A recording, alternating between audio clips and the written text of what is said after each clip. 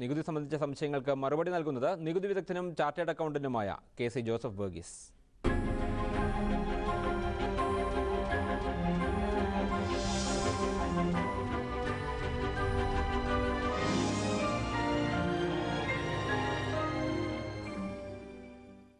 സാമ്പത്തിക വർഷത്തിൻ്റെ അവസാനം എത്താറായി. നികുതി ലാഭിക്കാൻ ഉതകുന്ന നിക്ഷേപ പദ്ധതികൾ ഏതൊക്കെയാണ് എന്ന് ആരാഞ്ഞുകൊണ്ട് ധാരാളം സന്ദേശങ്ങളാണ് ഇവിടെ ലഭിച്ചുകൊണ്ടിരിക്കുന്നത്. ആഗോള സാമ്പത്തിക പ്രതിസന്ധി നേരിട്ടുകൊണ്ടിരിക്കുന്ന ഈ അവസരത്തിൽ നിക്ഷേപകർ ആശങ്കാകുലരാണ്. ആ ആശങ്കകളിൽ ഞങ്ങളും പങ്കുചേരുന്നു. ഇതിൽ ഒരു കാര്യം മാത്രമേ പ്രത്യേകം പറയാനുള്ളൂ.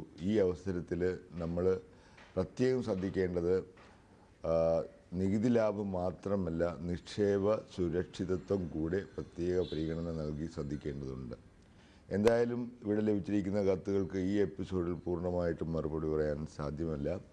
അതിനായിട്ട് പ്രത്യേകമായിട്ടൊരു എപ്പിസോഡ് തന്നെ നീക്കിവെക്കുന്നതാണ്. ആദ്യമായിട്ട് ശ്രീ ജേക്കബ് ആലപ്പിയിൽ നിന്ന് ചോദിച്ചിരിക്കുന്ന ചോദ്യം, പോസ്റ്റ് ഓഫീസ് സേവിങ്സ് ബാങ്ക് അക്കൗണ്ടിലെ നിക്ഷേപങ്ങളിൽ നിന്ന് ലഭിക്കുന്ന പലിശയ്ക്ക് ആദായ നികുതി ബാധ്യത ഉണ്ടോ എന്നാണ്. ഈ പോസ്റ്റ് ഓഫീസ് സേവിങ്സ് ബാങ്കുകളിലേക്ക് അടക്കുന്ന നിക്ഷേപങ്ങൾക്ക് ഒരു വിധത്തിലുള്ള നികുതി ഒഴിവും ഇല്ല എന്നുള്ള കാര്യം ആദ്യം തന്നെ പറഞ്ഞുകൊള്ളട്ടെ. എന്നാൽ ഇതിൽ നിന്ന് ലഭിക്കുന്ന പലിശ ആദായ നികുതി നിയമത്തിലെ വകുപ്പ് 10 പ്രകാരം പൂർണ്ണമായിട്ടും നികുതി വിമുക്തമാണ്. അതായത് വരുമാനത്തിന് മാത്രം നികുതി ബാധ്യതയില്ല എന്ന് പറയാൻ സന്തോഷമുണ്ട്. അടുത്തതായിട്ട് ശ്രീ ഷംസുദ്ദീൻ കൊല്ലത്ത് നിന്ന് അയച്ചിരിക്കുന്ന സന്ദേശമാണ്, is deposit under post office time deposit, അതായത് പോസ്റ്റ് ഓഫീസിലെ ടേം ഡെപ്പോസിറ്റുകളിൽ നടത്തുന്ന അടവുകൾക്ക് വകുപ്പ് 80C പ്രകാരമുള്ള കിഴിവിന് അർഹതയുണ്ടോ എന്നാണ് അദ്ദേഹം ചോദിച്ചിരിക്കുന്നത്. വളരെ പ്രസക്തമായിട്ടുള്ളൊരു ചോദ്യമാണെന്ന് പറയേണ്ടിയിരിക്കുന്നു. പക്ഷേ ഇതിൻ്റെ അകത്തൊരു കാര്യമുണ്ട്. ഇതിൽ 5 ഇയർ ടേം ഡെപ്പോസിറ്റുകൾക്ക് മാത്രമാണ് ആദായ നികുതി നിയമത്തിലെ വകുപ്പ് 80C മൊത്തം പരിധിയായ 1 ലക്ഷത്തിനുള്ളിൽ നിന്നുകൊണ്ട് കിഴിവ് ലഭ്യമാകുക. ഇത് 2007-2008 സാമ്പത്തിക വർഷം മുതലാണ് നിലവിൽ വന്നത്. ഇതിലൊരു പ്രത്യേക കാര്യം ശ്രദ്ധിക്കാനുള്ളതെന്ന് വെച്ച് കഴിഞ്ഞാൽ, നമ്മൾ ഈ 5 വർഷം കാലാവധിക്ക് മുൻപായിട്ട് എന്തെങ്കിലും തരത്തിൽ ഈ നിക്ഷേപത്തിൽ നിന്നും പിൻവലിക്കലുകൾ നടത്തിയാൽ ആ പിൻവലിക്കലുകൾ നടത്തിയ വർഷത്തെ ആദായമായി കണക്കാക്കി അതിന് നികുതി ബാധ്യത വരുന്നതാണ്. അടുത്ത ശ്രീ മോഹനൻ പാലക്കാട് നിന്ന് ചോദിച്ചിരിക്കുന്നതാണ്, എന്തുകൊണ്ടാണ് NSCയുടെ 6ാമത്തെ വർഷത്തെ ഇൻട്രസ്റ്റ് പുനർനിക്ഷേപമായിട്ട് കണക്കാക്കി വകുപ്പ് 80C പ്രകാരമുള്ള കിഴിവിന് പരിഗണിക്കാത്തത് എന്നാണ് ചോദിച്ചിരിക്കുന്നത്.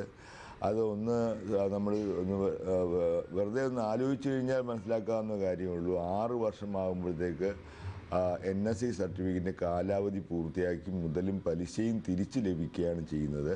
അതുകൊണ്ട് പലിശ വീണ്ടും മുതൽ മുടക്കുന്ന പ്രശ്നം ഉദിക്കുന്നില്ല. അതുകൊണ്ട് തന്നെയാണ് അത് പുനർനിക്ഷേപമായിട്ട് കണക്കാക്കി വകുപ്പ് 80C പ്രകാരമുള്ള കിഴിവ് ലഭിക്കാത്തത്.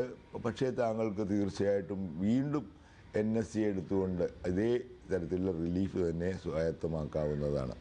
അടുത്തത് ശ്രീ മലപ്പാടി ഖത്തറിൽ നിന്ന് അയച്ചിരിക്കുന്നതാണ്, എൻ്റെ വൈഫിന് ഒരു ബാങ്ക് ലോൺ എടുത്തിട്ടുണ്ട്, കാറ് വാങ്ങാനായിട്ട് എടുത്തിട്ടുണ്ട്.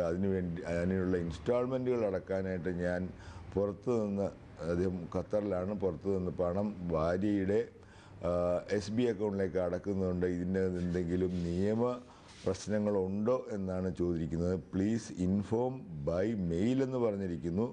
അത് സാധ്യമല്ല എന്ന് പറയാൻ സങ്കടമുണ്ട്. കാര്യം ഓരോരുത്തരുടെയും ധാരാളം ക്വസ്റ്റ്യൻസ് ഇവിടെ ലഭിക്കുന്ന ഓരോരുത്തർക്കും പ്രത്യേകം മറുപടി അയക്കുക സാധ്യമല്ല. എന്തായാലും താങ്കൾ ചോദിച്ചിരിക്കുന്ന ചോദ്യത്തിന് മറുപടി പറയാം. യാതൊരുവിധ പ്രശ്നങ്ങളുമില്ല. താങ്കളുടെ ഭാര്യയുടെ SB അക്കൗണ്ടിലേക്ക് താങ്കൾ അടക്കുന്നതിന് ഇവിടെ ഇന്ത്യയിൽ യാതൊരുവിധ നിയമപരമായിട്ടോ നികുതിപരമായിട്ടോ ഉള്ള യാതൊരുവിധ പ്രശ്നങ്ങളും ഉണ്ടാകുന്നതല്ല. അതിനെപ്പറ്റി അറിയേണ്ട കാര്യമില്ല. അടുത്തത് ശ്രീ ബിൻസ് ബേബി മൈസൂർ എന്ന് അയച്ചിരിക്കുന്നതാണ്. ഒരു പുരുഷനാണോ സ്ത്രീയാണോ എന്ന് വ്യക്തമല്ല. I lost my pan card നഷ്ടപ്പെട്ടു, എന്താണ് ഞാൻ ചെയ്യേണ്ടതെന്നാണ് ചോദിച്ചിരിക്കുന്നത്. പാൻ കാർഡ് എന്ന് പറഞ്ഞാൽ വളരെ വളരെ പ്രധാനപ്പെട്ട ഒരു രേഖയാണ്. ഇത് നഷ്ടപ്പെട്ട് കഴിഞ്ഞ് കഴിഞ്ഞാൽ പറയാൻ കാര്യം എന്ന് വെച്ചാൽ, ഇങ്ങനെ പാൻ കാർഡ് മോഷണം നടത്തി വളരെയധികം ആൾമാറാട്ടങ്ങൾ ഇവിടെ നടന്നിട്ടുണ്ട്. അതുകൊണ്ട് അത് തീർച്ചയായിട്ടും ഇങ്ങനെ പാൻ കാർഡ് നഷ്ടപ്പെട്ട വിവരം അടുത്തുള്ള പോലീസ് സ്റ്റേഷനിൽ അറിയിക്കണം. അവിടെ നിന്ന് FIR ഫസ്റ്റ് ഇൻഫർമേഷൻ റിപ്പോർട്ടിൻ്റെ കോപ്പി എടുത്ത് അതുകൂടെ വെച്ചിട്ട് വേണം ഡ്യൂപ്ലിക്കേറ്റ് പാൻ കാർഡിന് വേണ്ടി അപ്ലൈ ചെയ്യാനുള്ള പ്രത്യേകം ശ്രദ്ധിക്കുക.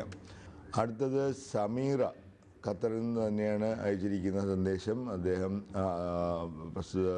വനിത ഒരു സേവിങ്സ് ബാങ്ക് അക്കൗണ്ടുണ്ട്, അതിലേക്ക് ഭർത്താവ് പുറത്തുനിന്ന് പണം അയക്കുന്നു, അങ്ങനെയാണെങ്കിൽ എന്തെങ്കിലും ടാക്സ് പ്രോബ്ലം ഉണ്ടോ എന്നാണ് ചോദിച്ചിരിക്കുന്നത്. ചോദ്യത്തിൽ നിന്ന് വ്യക്തമാകുന്നത് ശ്രീമതി സമീറയും ഖത്തറിൽ തന്നെയാണ് താമസിക്കുന്നത്, അതുകൊണ്ടൊരു നോൺ റെസിഡൻ്റ് ആണെന്നാണ്. അതുകൊണ്ട് തീർച്ചയായിട്ടും താങ്കൾക്ക് ഇന്ത്യയിൽ ഒരു നോൺ റെസിഡൻ്റ് ബാങ്ക് അക്കൗണ്ട് മാത്രമേ തുറക്കാൻ അനുവാദമുള്ളൂ. ഇപ്പോഴുള്ള റെസിഡൻ്റ് ആയിട്ടുള്ള ബാങ്ക് അക്കൗണ്ടുകൾ 6 മാസത്തിനകം തന്നെ താങ്കൾ ഇന്ത്യയിൽ നിന്ന് വിട്ടുപോയി 6 മാസത്തിനകം തന്നെ റെസിഡൻ്റ് അക്കൗണ്ട് ആക്കണമെന്ന് നിയമത്തിൽ വ്യവസ്ഥയുണ്ട്. അത് ആദ്യം ശ്രദ്ധിക്കുക. രണ്ടാമതായിട്ട് പറയുകയാണെങ്കിൽ താങ്കൾ എന്ത് തരത്തിലുള്ള SB അക്കൗണ്ടാണ് ഇവിടെ തുറക്കുന്നത് എന്നതിനെ ആശ്രയിച്ചിരിക്കും ഈ അയക്കുന്ന പണത്തിനുള്ളതല്ല, പണത്തിൽ നിന്ന് താങ്കൾക്ക് ലഭിക്കുന്ന പലിശ വരുമാനത്തിൻ്റെ നികുതി ബാധ്യത കണക്കാക്കേണ്ടത്. അതുമൂലം ഒന്നെങ്കിൽ താങ്കൾക്ക് ഇവിടെ ഒരു non resident external account open ചെയ്യാൻ പലിശ കുറവാണ്, എന്നാൽ ആ നിക്ഷേപത്തിൽ നിന്ന് താങ്കൾക്ക് ലഭിക്കുന്ന പലിശ പൂർണ്ണമായിട്ടും നികുതി വിമുക്തമാണ്. രണ്ടാമത്തെ ഓപ്ഷൻ എന്ന് പറഞ്ഞാൽ താങ്കൾക്ക് ഇവിടെ ഒരു നോൺ റെസിഡൻ്റ് ഓർഡിനറി അക്കൗണ്ട്, അതും നോൺ റെസിഡൻ്റ് ആയിരിക്കണം, non resident ordinary account open ചെയ്യാം. അങ്ങനെയാണെങ്കിൽ അതിൽ നിന്ന് കിട്ടുന്ന പലിശയ്ക്ക് ഇന്ത്യയിൽ നികുതി ബാധ്യതയുണ്ട്. അതിൽ രൂപയായിട്ട് പോലും പണം അടക്കാവും എന്നുള്ളതാണ് ഒരു പ്രത്യേകത. ഇതിന് TDSഉം ബാധകമാണ്. നോൺ റെസിഡൻ്റ് ഓർഡിനറി അക്കൗണ്ടുകളിൽ നിന്ന് ഒരു നോൺ റെസിഡൻ്റ് കിട്ടുന്ന പലിശയ്ക്ക് 30.9% നിരക്കിൽ ഉത്ഭവസ്ഥാനത്ത് നിന്ന് നികുതി പിടിക്കേണ്ടതുണ്ട്.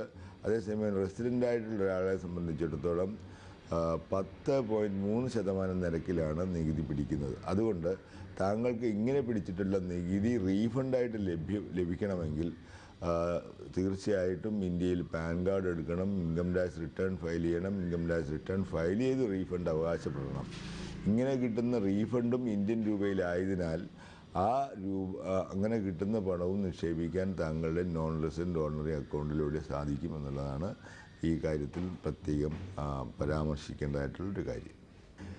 ഇനി നിസാർ പെരിന്തൽമണ്ണയിൽ നിന്ന് ചോദിച്ചിരിക്കുന്നതാണ്. അദ്ദേഹം ഒരു പുതിയ കട മലപ്പുറം ഡിസ്ട്രിക്റ്റിൽ തുടങ്ങുവാൻ ആഗ്രഹിക്കുന്നു. എന്താണ് ചെയ്യേണ്ടത്? ഇതിനു വേണ്ടി ചെയ്യാൻ പ്രത്യേകിച്ചൊന്നുമില്ല. താങ്കൾക്ക് വിശ്വാസമുള്ള താങ്കളുടെ ഏജൻ്റായിട്ട് ഇവിടെ അപ്പോയിൻ്റ് ചെയ്തുകൊണ്ട് ഒരു പവർ ഓഫ് അറ്റോർണി ഉണ്ടാക്കുക. അത് വെച്ചുകൊണ്ട് ഈ പ്രസ്തുത ആൾക്ക് ഇവിടെ ബിസിനസ് തുടങ്ങുന്നതിൽ യാതൊരുവിധ നിയമക്കുരുക്കളുമില്ല. പക്ഷേ കഴിയുന്നതും വിശ്വാസ്യത ഉള്ള വളരെ അടുത്ത ബന്ധുക്കളെ ആരെയെങ്കിലും ഇങ്ങനെ ഏജൻ്റായിട്ട് നിക്ഷേപിക്കുന്നതായിരിക്കും നല്ലത്. സാധാരണക്കാരായ നികുതിദായകരും അല്ലെങ്കിൽ നിക്ഷേപകരെയും സംബന്ധിച്ചിടത്തോളം പോസ്റ്റ് ഓഫീസിലെ പ്രതിമാസ വരുമാന പദ്ധതി 8% പലിശ പ്രതിമാസം നൽകുന്ന പദ്ധതി വളരെ പോപ്പുലറാണ്. അതിൽ നേരത്തെ ഉണ്ടായിരുന്ന ഒരു പരിധി എന്ന് പറഞ്ഞാൽ സിംഗിൾ അക്കൗണ്ടിൽ 3 ലക്ഷം രൂപയും ജോയിൻ്റ് അക്കൗണ്ടിൽ 6 ലക്ഷം രൂപയുമായിരുന്നു. ഇത് 1 ഓഗസ്റ്റ് 2007 മുതൽ യഥാക്രമം 4.5 ലക്ഷവും 9 ലക്ഷവുമാക്കി ഉയർത്തിയിട്ടുണ്ട്. അതായത് സിംഗിൾ അക്കൗണ്ടിൽ 3 ലക്ഷം രൂപയും ജോയിൻ്റ് അക്കൗണ്ടിൽ